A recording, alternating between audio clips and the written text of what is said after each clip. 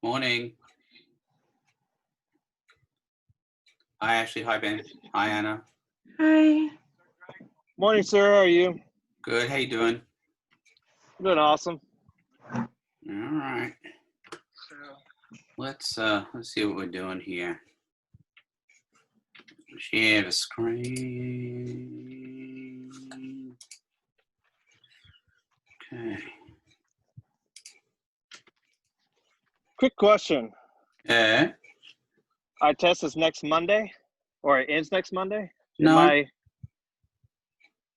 it's due. It's due by next Wednesday. Okay. So that's. Well, let's take a look. Let's take a look. Test 3, right? Yep. That's just making sure I was looking at my dates, just making sure I had that correctly. So module 7 is due tomorrow. Correct. Right? And the test closes July 1st. Okay. Is that right? I believe so. Yeah. Now, if you have any doubts about due dates, you can always go to Course Home here. Okay. You get a slightly different view to what I get, obviously, but the upcoming events will always tell you what's coming up and what's due. Okay. Okay. All right. Let's get to what we were going to do here. It's 10 o'clock. So what I'm going to do is go through module 7, and I will first of all talk a little bit about how to do the assignment and how to do the practice test, and then look at similar tests that are going to be part of test 3. Does anybody have any questions, just general questions about module 7 at this point? Okay. No, sir. Let's take a look at the assignment here. I'm not going to spend a whole lot of time on this. It's more about mechanics than anything else, just to make sure you understand. There's this link here, D2L matching exercises. I think that's important because it gives you some good tips on how to manage these exercises. Most of the time when people are having trouble with this, it's because they're not doing the exercise properly, and watching this video can help a lot. I'm just going to go through some of the things that are in that video just to make sure you understand what you need to do with it.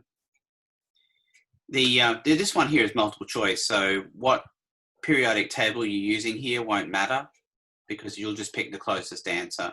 Understand though that all periodic tables are different. They all have different numbers, and you're going to get something that's not exactly one of these. Well, when you did the video, you have to multiply each of those areas, so wouldn't the periodic table matter? Well, it doesn't matter for this one because it's multiple choice, but it would matter if you were asked to put in an exact answer. Oh, okay. Okay, and that's something I'll point out when we get to practice quiz, okay? Let's see, same deal here. All right, now for something like this is what's going to be important. So what I would do is I would be inclined to put this out on paper first rather than try and do it just in my head. All right, I mean, I think it's always a good idea. Some people, they don't mind doing it in their head, and that's okay. But if you've got something like this one, I'm not going to go through all these. I just want to go through this one as an example.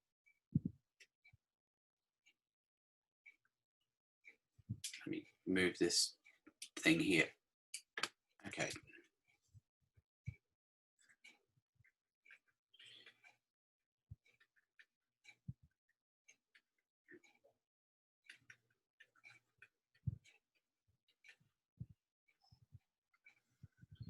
Now, what we have on top is always what we want, especially in a one-step process. So that's going to be atoms of C. So I know atoms of C is going to be my unit on top.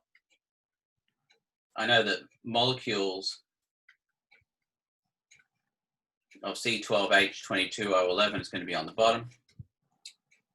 So what I'm looking for here is a relationship between atoms of carbon and molecules of C12H22O11, something where they equal each other, and that relationship is 12 atoms of C in one molecule of C12H22O11.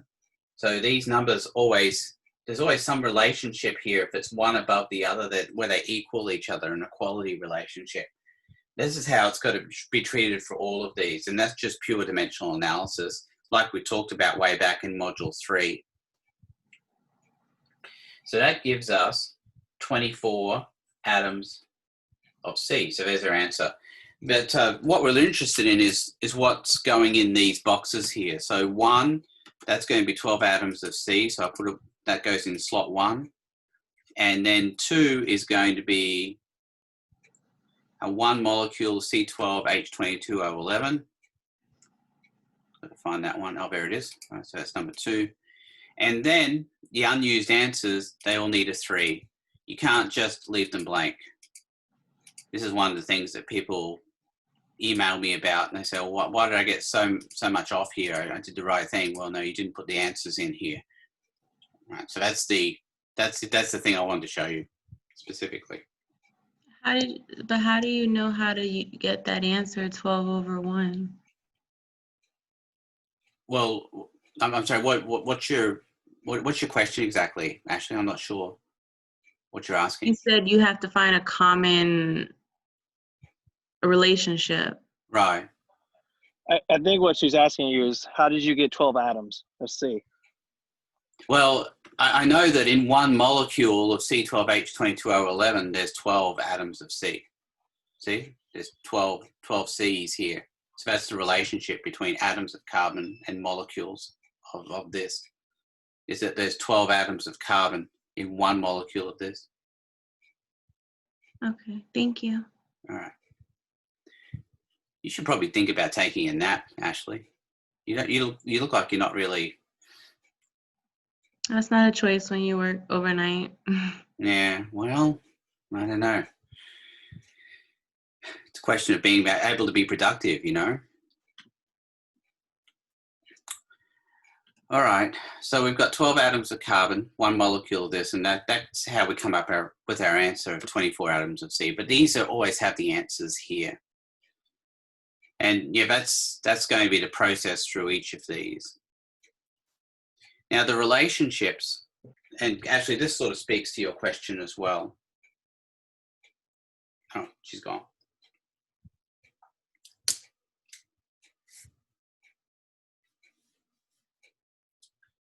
Okay, 1 mole is equal to 6.022 times 10 to the 23 molecules.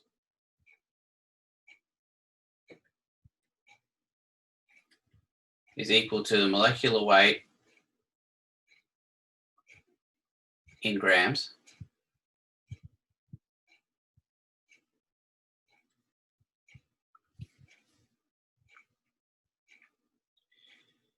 And those, and what there's one more here as well. So one more. Oh, that's right, 22.414 liters of gas at STP. Now these relationships are given to you here. You can see them in each question, so you don't have to guess at them. But those are the equality relationships that I'm talking about as well. So if one of these things is over the other, then you can then that's how you'll know.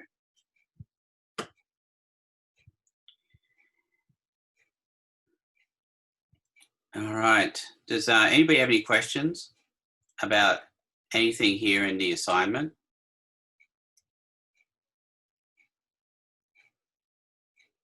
All right, I'll do one more just to make sure that you understand what's going on. So this is 39.6 grams of sulfur.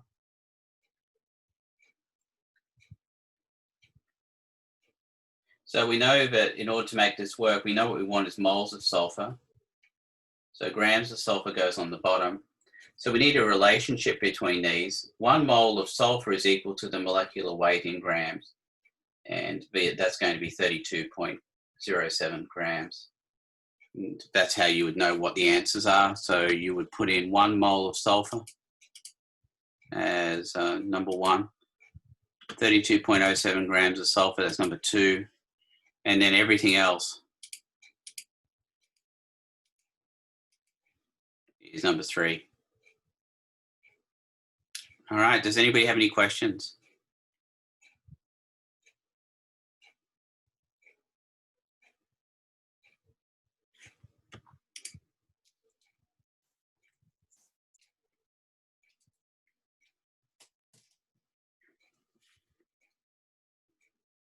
All right, so that's how you'll do each of these.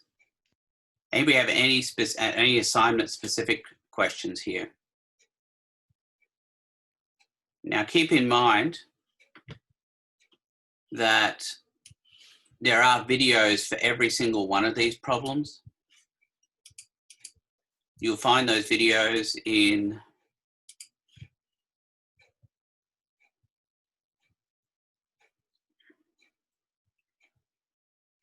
You'll find these videos in here, the assignment problems folder, and there they all are.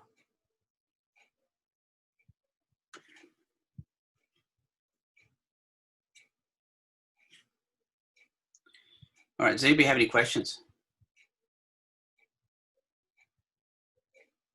Okay, let's take a look at the assignment here. Sorry, it's practice. Should say the practice quiz. Hello. Yes, Anna. Oh, I'm sorry. I don't know what's going on with my mute, and I try now. I have a question. The test will have the periodic table for look at the mass, or we can have it the test. Well, let me show you. Let me show you here. Anna, I'm gonna hold off on that question. Okay. Okay, it's okay. Don't worry. The answer is, and this is my short answer. It doesn't matter. Oh, okay. Okay. It won't matter. Oh, okay. But I need to explain why it doesn't matter. Oh, okay. Okay. Yeah. But I haven't gotten to that point yet. But I definitely will. Okay, it's okay. Thank you. All right. Let's take a look at this practice quiz here. Okay, so what it's asking for here is the molecular weight of this specific thing, but it does say to use the periodic chart in this folder. So you can't use just any periodic chart to solve these problems here. You need to make sure that you're using the one that's in the folder, because all periodic tables are different. So let me show you which one we're actually talking about here.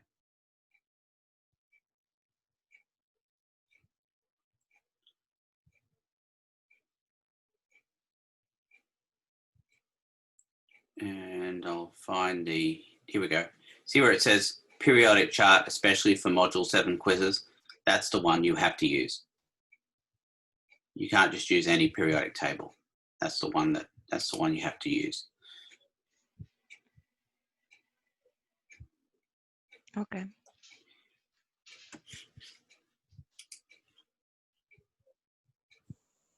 Now, I think that's probably what is most ignored in this specific problem here.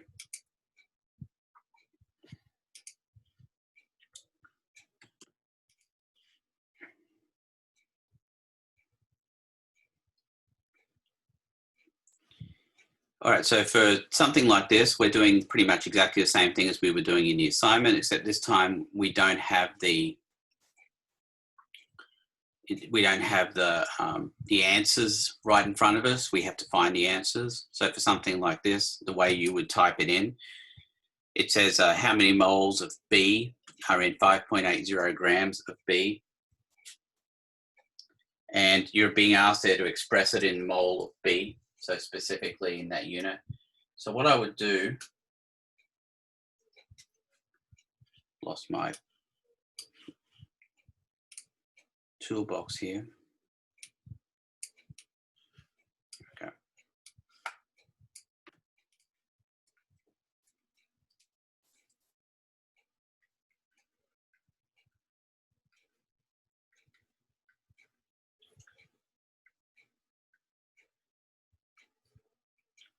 So grams of B and grams of B, and we'll have moles of B on top. And the relationship there is going to be 1 mole of B, and Annie, you were asked about the periodic table, so you're not going to need it because I give you the molecular weight here in the problem, and that's what you're going to write down. Oh, okay, okay. And that would be 10.81 grams of B. So And then, you put that in your calculator, or the calculator on a lock. So Professor Richard, in the test will be the same, right? I'm sorry? In the test will be the same. We will have the element mass. Yes, Okay, that's okay, exactly cool. right, Anna. So we don't need it. So we don't need it. You won't, well, no, you won't need a periodic table, but there will be, that being said, there will be a periodic table provided to you anyway. Okay. But cool. What I'm saying is you won't need it. Yeah. Okay, cool. Thank you. So this would be the answer. There's 0.54. Yeah, you got to be a little bit careful here with the significant figures. So it'd be 537.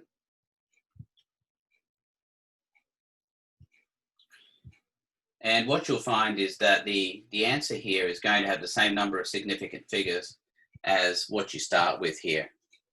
So the 1 here, just like it was when we were in module 3, the 1 here is a counting number, so it's not subject to significant figures. This one has 4 significant figures. This has 3, so your answer comes out as 3. Now, if you put in an answer like, let's say you put point, this will give you 10 out of 10 if you do this correctly. So just to show you how to type it in, so that would be 1 mole B and 10.81 grams of B and 0.537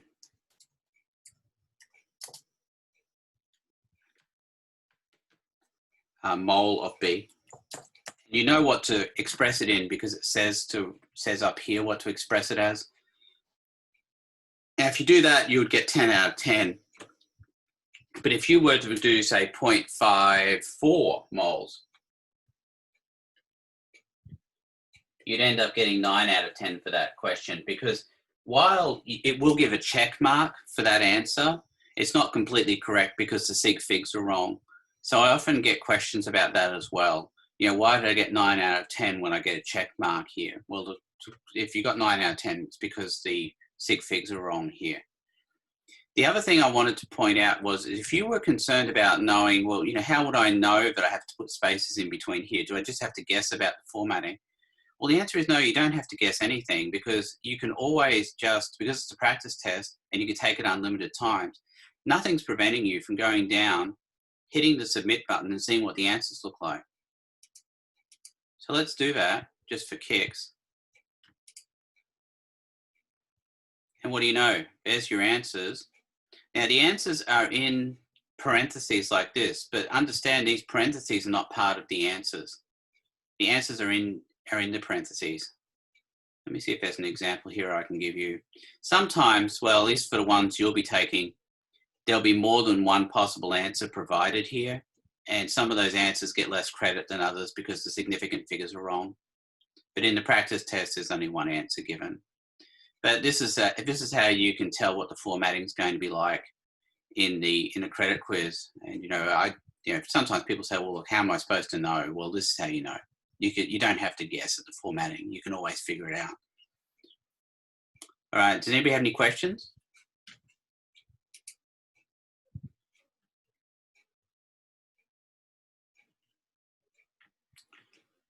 Okay.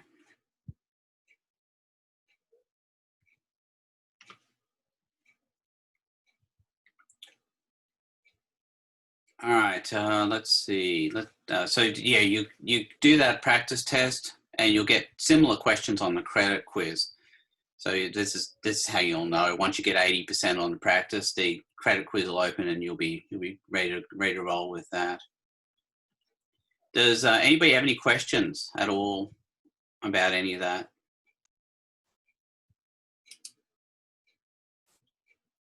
Okay, let's take a look at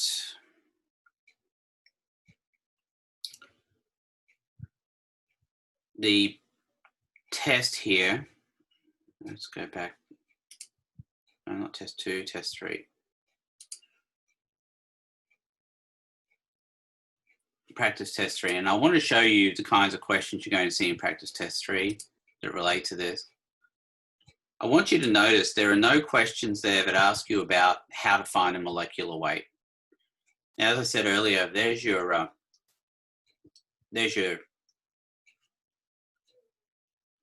periodic table right there. You'll notice I've put the on-a-lot calculator in here. So if you've got, as long as you're in Chrome and you've got on-a-lot extension, and you've got the on-a-lot extension installed, then this on-a-lot calculator link will work, and that's how you'd be able to practice on that calculator. I don't think I have it installed on here, so I don't know. Oh no, here it is. There we go. There's your on-a-lot calculator there. So the link does work. If you want, what you can do, you can always pull the window out. This is in Chrome. And you can sort of have it off to the side, so you're not continually switching tabs to use it. So it's right there for you, and you'll be able to use it. So these are the kinds of questions you're going to see, and they're really the same kinds of questions as you had in your practice quiz for Module 7. And then there's one more here, question 4, that is a 2-step problem. And I'm going to go through, I'll go through all of these and show you how to do them. And then that'll also allow me to show you how to use the on-a-lot calculator as well to enter exponents, which can be a little bit of a drag, but I'll show you how to do that in a second. So here it's asking how many molecules. Let me pull this down a bit here. I got a quick question. Yeah. Do we have to use that calculator, or can we use a graphing calculator? Now, look, here's the problem. Here's the problem, Ben. Okay. The problem is that when you're taking it, on-a-lot or me, I can't tell if you're using a calculator or a cell phone. Or a cell phone. I mean, how am I to know? You know, if you've got something in your hand, how am I to know? Right. Okay. But you know, look, it's something I've struggled with. I'll admit it, because this calculator, it works, but it's not great. Okay. Right? It's not nearly as convenient as using a handheld. But that being said, you know, I'm open to suggestions. I mean, you know, this is what I'm trying to combat here. I'm trying to combat people using cell phones instead of calculators. I totally understand. I was just I was just asking for clarification. Just know I've struggled, right? Because I recognize. Yep, I totally understand. Yeah. All right. I just want to make sure that I'm familiar with that calculator if that's what we're using. I know. That's why I've linked it. That's why I've got the link to it at the top here when you take the test. Right? Excellent. All right. So you can practice with it. And I'm going to show you how to use it here too, all right? Awesome. So we're going to go through all these questions here. So it says how many molecules of O3? So we know it's 96.0 grams of O3. We know grams of O3 go on the bottom to cancel. We know molecules of O3 go on top.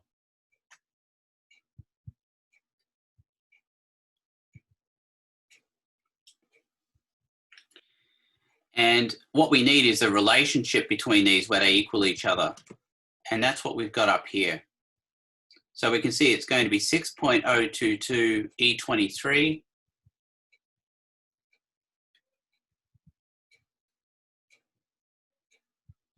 And the grams, that's going to be the molecular weight, because the relationship is molecular weight in grams to 2 decimal places. So that's going to be 48.00 grams, goes on the bottom here. So I'll stop there for a second. Does anybody have any questions about what I've done so far? You're all fine with that? Okay. So we know that in the calculator, here's what I'm going to have to do. I'm going to have to do 96.0 times the 6.022 times 10 to the 23 and divide that by 48.00, which is easy enough in a regular calculator. This here is a little bit more complicated. It works, but it's kind of annoying, I guess. So we've got 96.0. I'll do times. Don't worry about the fact it shortened it. 6.022. And then I use the EE here. This is what you regularly use. But notice how it kind of just grays itself. And then you do 23. And you see it's like it's disappeared. And now I'm going to do divided by. See, now it has put it in. Divided by 48.00. And equals, and there's my answer here. And that's what I would write down. It's going to be 1.20, and the little e there is times 10 to the power of, so it's times 10 to the power of 24. When I'm doing it here, I'll type in 6.022 big E 23, because that's the notation I'm using up here, and that's molecules of O3.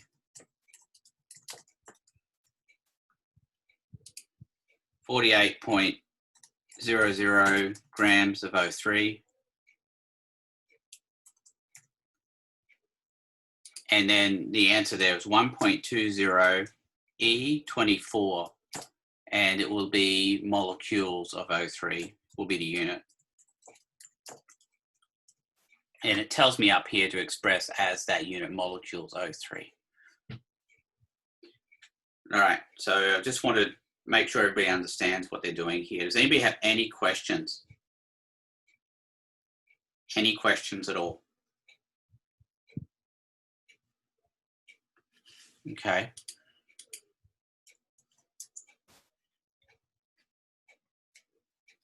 The next one, we've got how many molecules of N2 are in 20 liters of N2. So again, you see, you'll have a scrap sheet of paper in front of you, so you can do this kind of stuff. You can do 20 liters of N2. We're looking for molecules of N2, so that goes on top. On the bottom, we know it's going to be liters of N2 to cancel. Now, the relationship there is going to be 6.022 times 10 to the 23 molecules, and that equals 22.414 liters of gas. So again, I put in my numbers here to calculate. I'll clear this out. If I can find the clear, here we go. So just hit that twice and then it'll reset. So we've got 20. You can do 20 if you want to. It'll just ignore it though. Times 6.022, then EE 23, and then divided by 22.414. There's our answer there, which would be, now this has got 2 sig figs, so my answer needs 2 sig figs, so I'll do 5.4 times 10 to the 24, and it'll be molecules of N2, of course.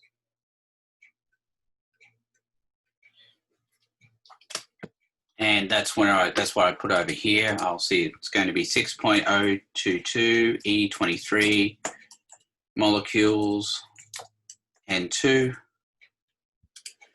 Then I'll do 22.414 liters of N2, and then 5.4 E24 molecules N2. And that's it. That's what you put down there. Does anybody have any questions?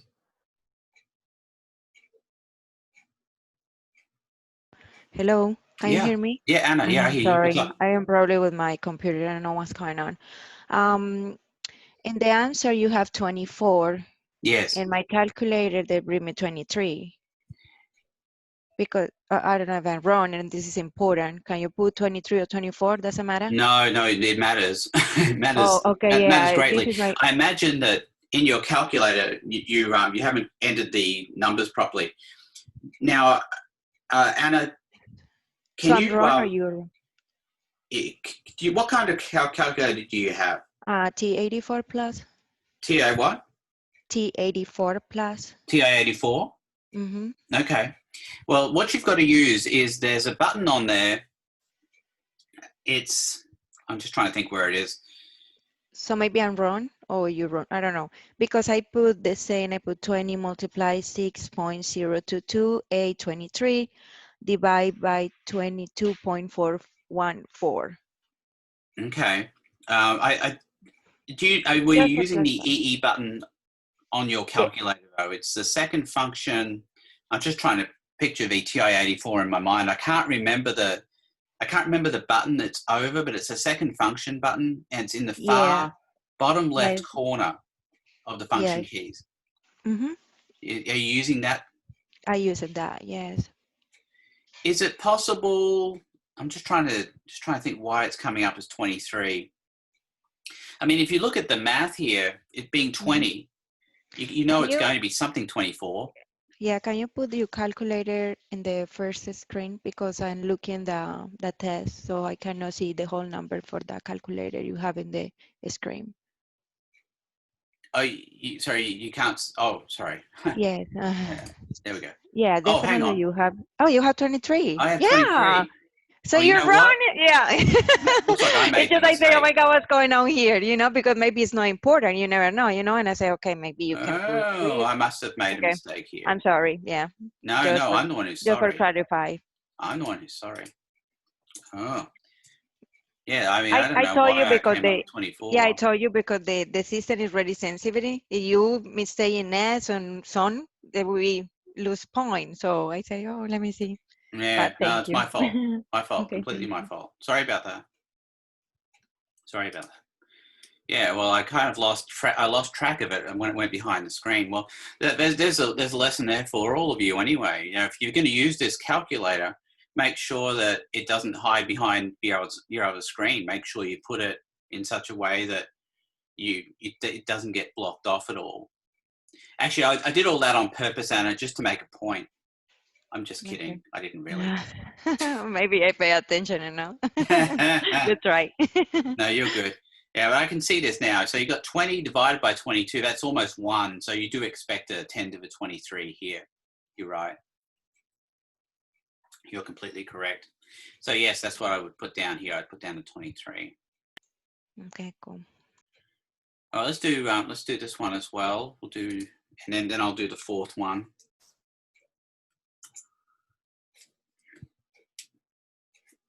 Okay, this one's an interesting one because we've got one atom of K, and what we're looking for is the mass of that. Now, an atom is pretty small, so we're not expecting a big number here. I think that's important to note as well. So we know that we're going to have atoms of K on the bottom, and then we're going to have on top, we're looking for grams of K. So we're looking for a relationship between grams of K and atoms of K, and it would be that the molecular weight, oops, I won't put that there. The molecular weight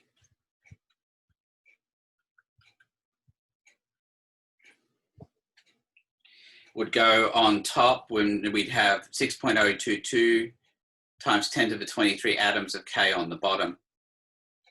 So this does bring up an interesting point that when you're looking at these relationships here that I've got here, whenever we're talking about an element, that becomes atoms. But whenever we're talking about a compound, you'll notice it becomes molecules. I think that's important to note as well. But you'll see that I did actually include atoms down here. So let's go ahead and we'll plug this in. Actually, I might have to. Looks like it. There we go. Okay, now I can see the whole thing. All right. So to be 1 times 39.1 divided by 6.022 and EE 23 and hit equals. And there's my answer. 6.492 times 10 to the negative 23.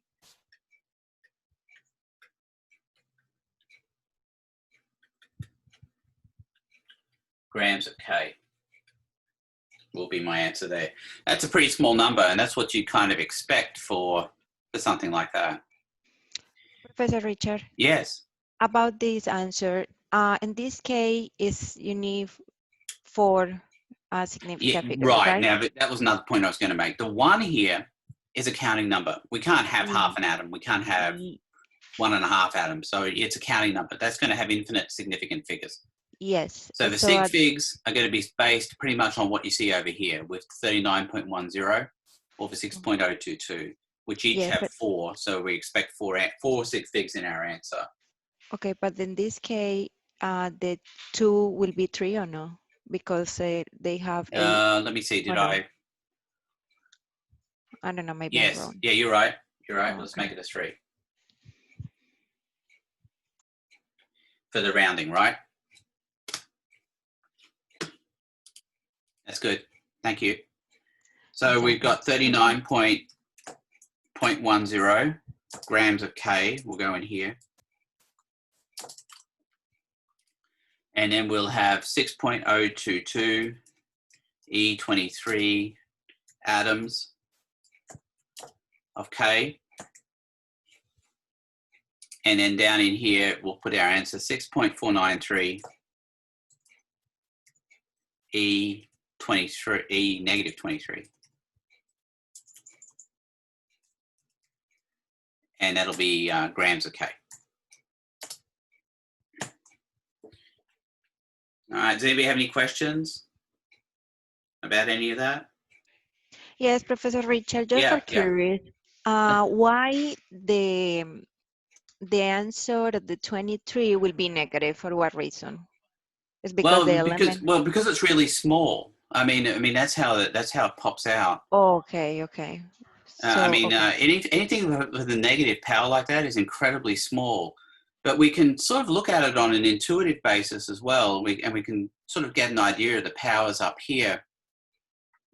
But one of the power rules that we have is this: if you've got 1 over a to the x, that equals a to the negative x. Okay. So if you've got something where it's 10 to the 23 on the bottom, you're expecting 10 to the negative 23 as an answer. Okay. Oh, okay, okay. Do you see what I'm saying? Yeah, yeah, I understand. Not just for curious, because I say, oh, why this is negative? Yeah. Say, oh. So it's pretty small. Okay. Yeah, really small. I mean, absolutely tiny, which we expect. I mean, atoms are tiny, right? They don't weigh much. If you were getting something in the grams for this, I'd be pretty worried. I mean, if it was like 2 grams or 39.1 grams, that's not often an answer I see for something like this. Okay. Yeah, cool. Thank you. You know it's problematic. All right, this one here is a little bit more difficult, but you know what to expect because you're going to get something like this on the test. So as long as you've done this a few times, then you sort of get used to it, I think.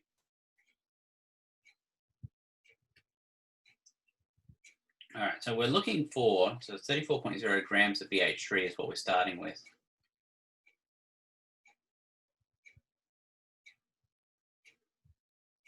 We know it's going to be a 2-step problem because we have 5 slots here, including the answer, of course. So that's the last slot. So we just have to figure out, well, what goes in all these different things. Now, what are we looking for? We're looking for atoms of H. So what I would do is I know that atoms of H is what we're after. So I know that's, whoops.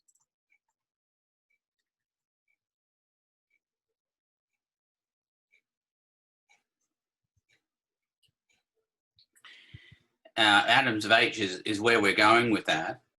That's going to be the last thing. We also know that grams of BH3 goes on the bottom here.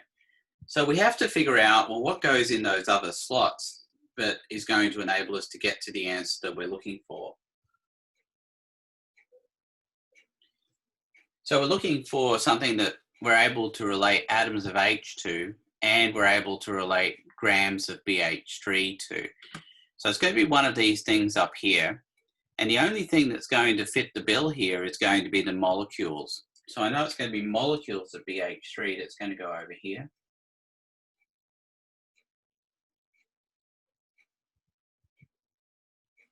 And I know it's molecules of BH3 that's going to go on the bottom here as well. It's the only thing that fits. So the relationship there is going to be 6.022 E23 molecules is equal to the molecular weight of BH3, which is 13.84 grams. That's what's going to go in the first two slots. As for the relationship between atoms of H and molecules of BH3, it's going to be 3 atoms of H and 1 molecule of BH3. And that's going to be my final setup there. Does anybody have any questions? Any questions? No of this. Okay, let's go ahead and stick that into the calculator. And what I would do when I'm doing these kind of things, and you've got lots of steps, I like to multiply everything across the top and just divide by everything that's on the bottom. So I will clear this out here, and we'll do 34.0 times 6.022 EE23 times 3, that's for the 3 atoms over here, and then divided by 13.84 because it's on the bottom, and then hit equals, and that should give me my answer, which is going to be 4.43 times 10 to the 24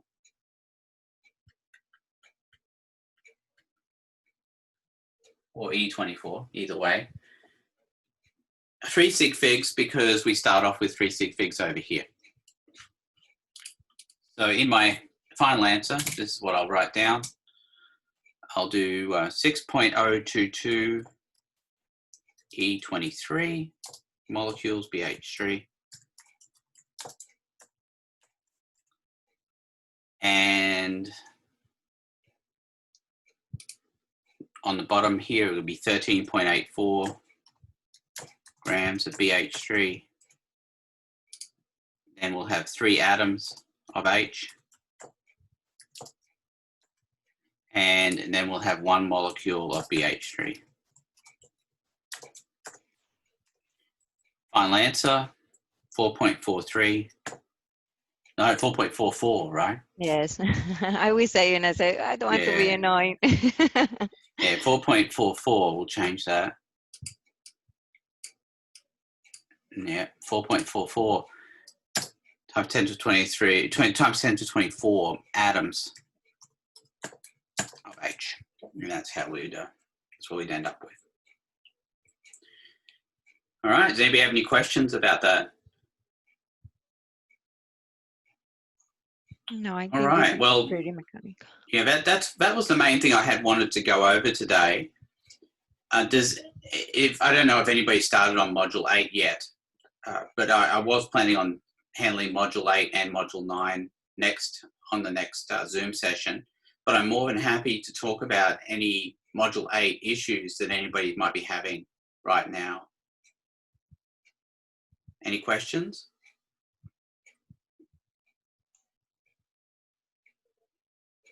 I think for the Model 8, the more big issue these have is when the element combine with the oxygen.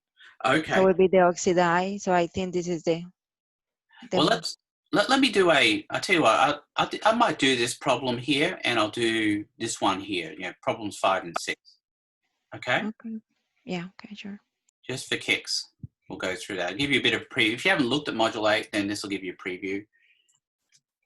And these are on the test, right? So I think this is a good one to do. So I'm going to do it. So for this one here, what we're looking for is the mole ratio of bismuth to phosphorus in this compound. And the way I like to handle these is to do them out as a table. And we start off with grams, and then we do, whoops. Then we do moles. And then we figure out what the mole ratio is. So the grams, if we've got a percentage of certain things, that means that that's the number of grams in 100 grams. So if you've got 80.2 grams and 19.8 grams, that's how that's going to pan out. So it's 80.2 and 19.8 grams of phosphorus. The next thing to do is to figure out the moles so we can get the mole ratio. And to get the moles, we use the molecular weight. That's why I've given a table up here. For bismuth, it's 208.98. And, you know, you don't have to be that accurate with it. It's not really that big a deal, because we're not after anything with sig figs here. So it'd be 80.2 divided by, sorry, I should have typed that in as I had it, 208.98.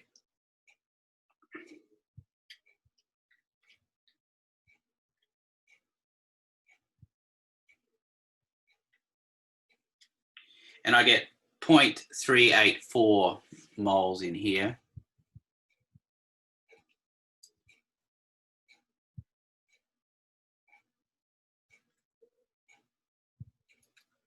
And for the phosphorus, 19.8 divided by,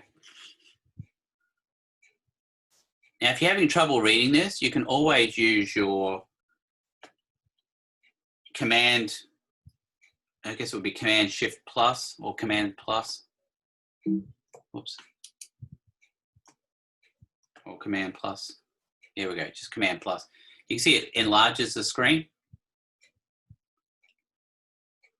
And then you can do minus to, or control or command, whatever you're on. I'm on a Mac, so yeah, take it back there. There we go. And that becomes, let's see, phosphorus, 30.97. I'll go with that. So 19.7 divided by 30.97.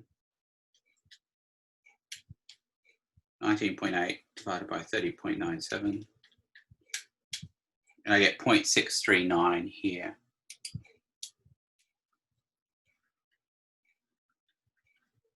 So again, it was 80.2 grams of Bi times 1 mole over 208.98, which again, I just got off the periodic table.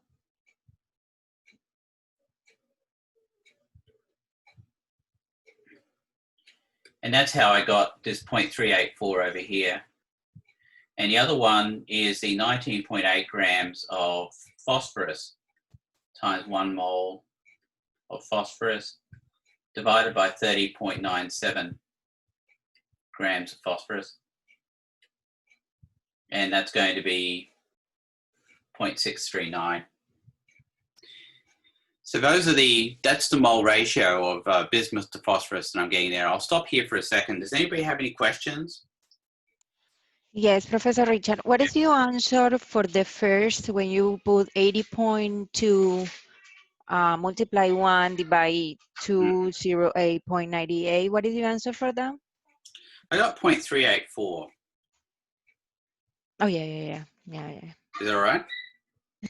Yeah, we have the same. I understand you have 0.630. Yeah, but it's the second one. Sorry. That's for the phosphorus, though, Anna. Yeah, cool. Thank you. Right. So what we have to do here is, this is the thing. Presently, this is the story. We've got Bi 0.384, phosphorus 0.639. But we know that compounds don't look like that. We don't express them with decimals. You know, that's crazy. So what we have to do is we have to figure out, well, what whole number ratio does that represent? In order to do that, what I would do is just divide by the smallest one. And that's what we're doing here. So we divide by the smallest. And if I do that, divide by small, I'm going to get 1, of course, here. Now for the other one, it's going to be 0.639 divided by 0.384. And I get 1.66 for that. Now we're getting a little bit closer, but we're still not in a situation where we've got whole numbers.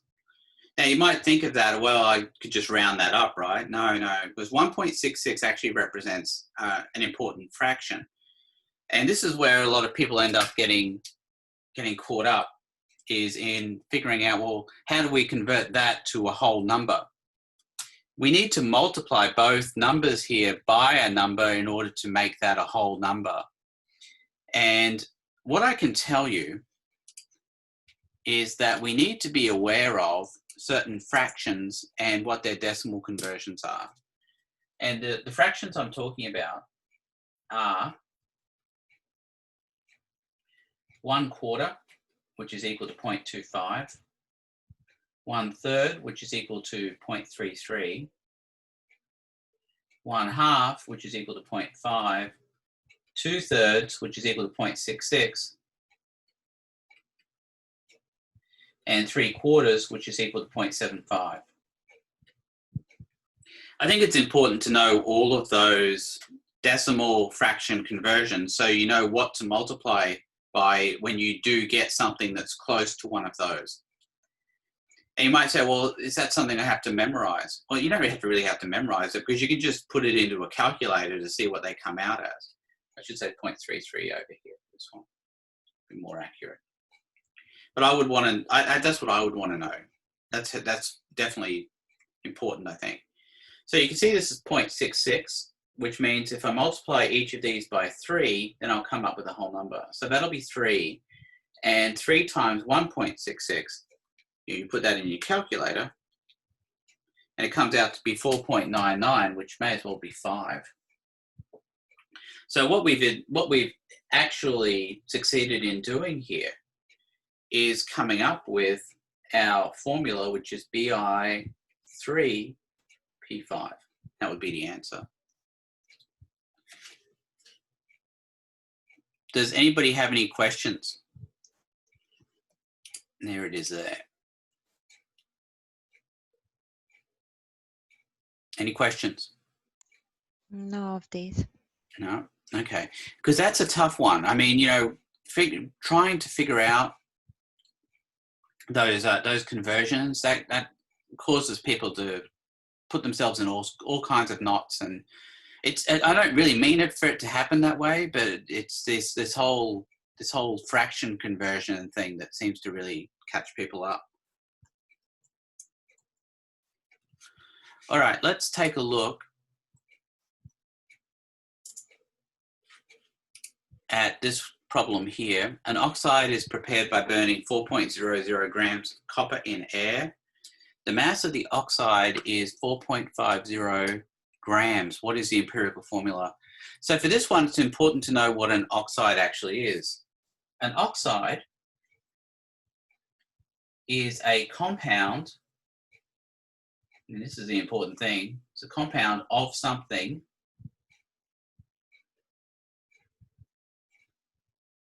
with oxygen.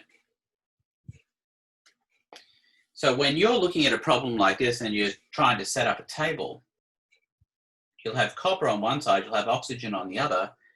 The recognition you have to make here is that this 4.50 grams is not oxygen. It's copper with oxygen. So it's, in this case, the oxide is going to be CuXOY, and your mission is to figure out what X and Y are.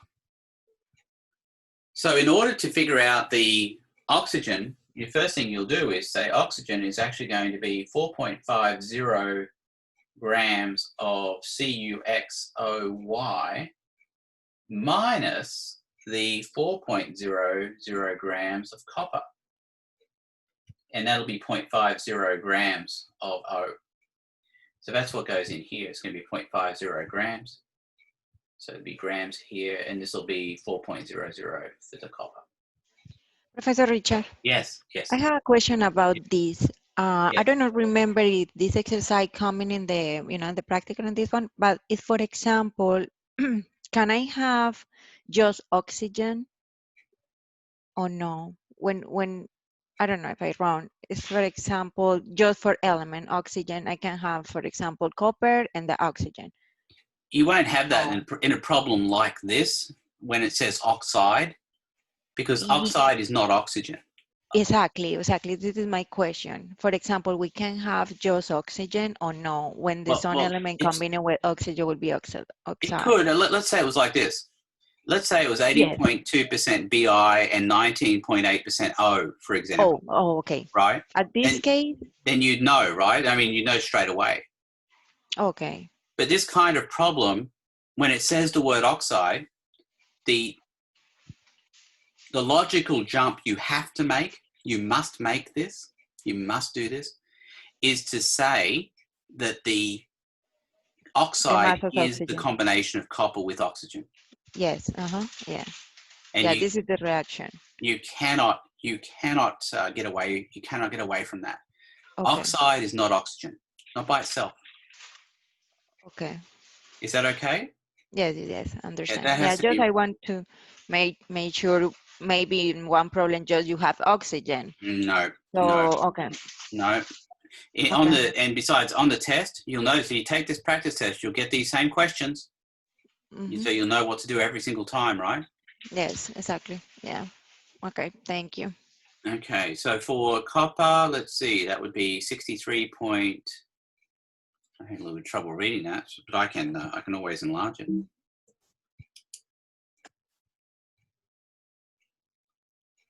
There we go, 63.546. So it'd be 4 divided by, I get 0.0629 for the moles here.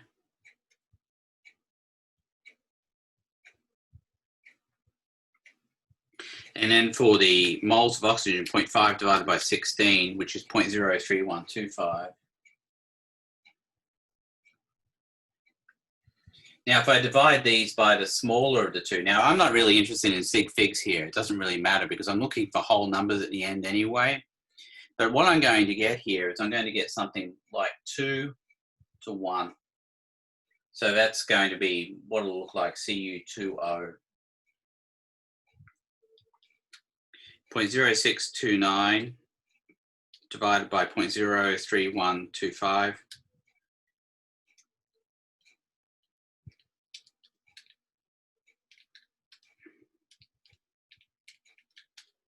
That's 2.0128 is what you get there.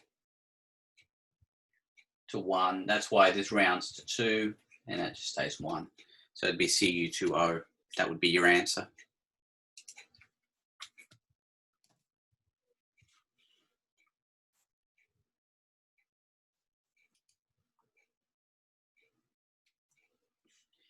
All right. Anybody have any questions?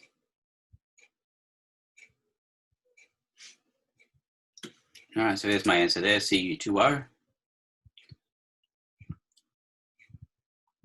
Well, I may as well go through questions 7 and 8 as well.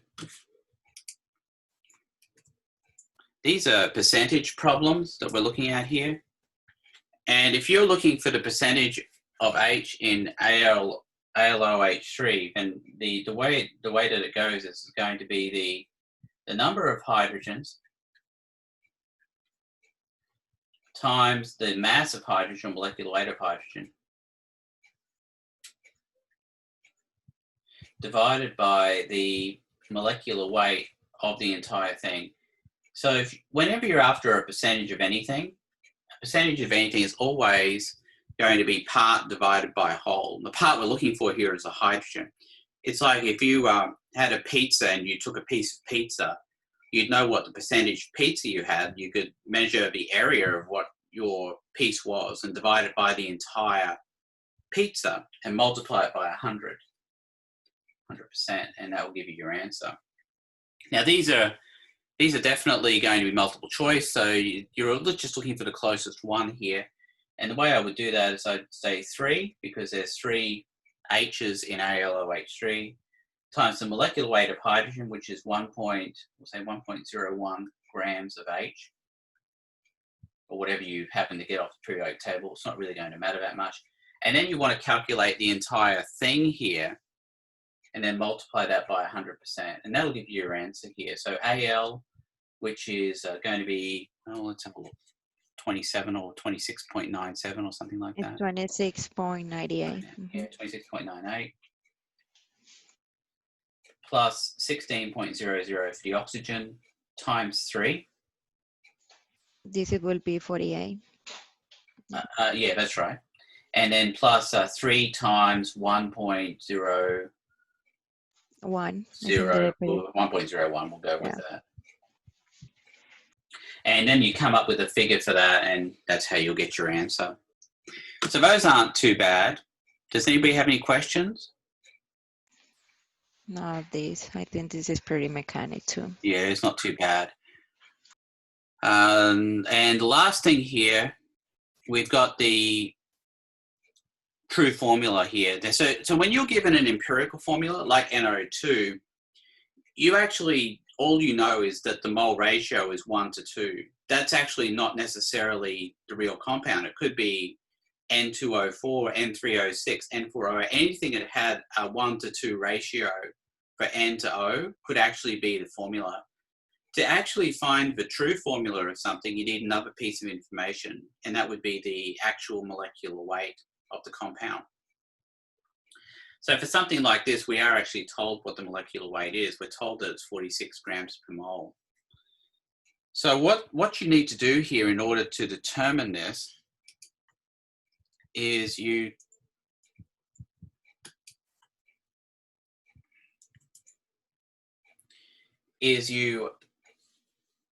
figure out what the empirical weight is.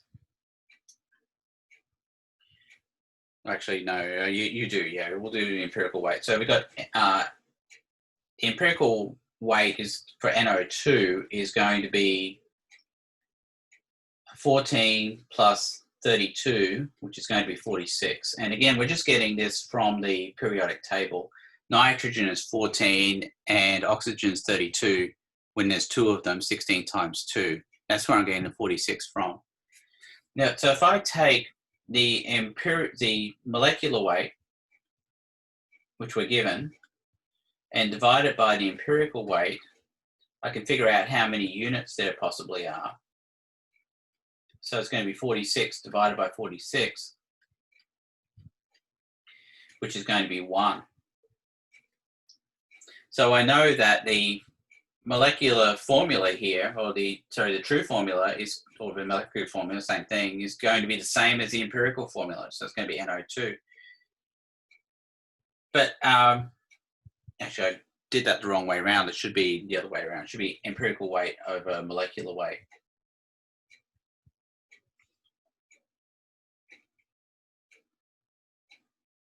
Or did I do? Hang on. I think I did have it right. Let's do another example. Let's pretend that this problem was a little bit different. Let's make it, let's say the empirical formula was NO2.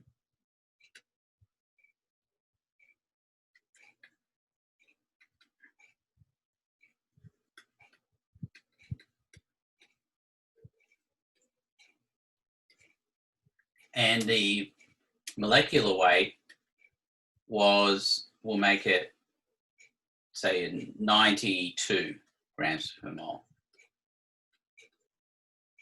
So if we do the molecular weight divided by the empirical weight, we can see it's going to be 92 divided by 46. And that's going to be 2. So we need 2 units, which would mean it's 2 times NO2, which makes it N2O4. So that would be the true formula. And one thing you'd notice is that if you went ahead and did that, you do 2 nitrogens, 4 oxygens, and you add it all up, then you're going to end up getting 92. So it'd be 28 plus 64, which would be 92. Does anybody have any questions about that?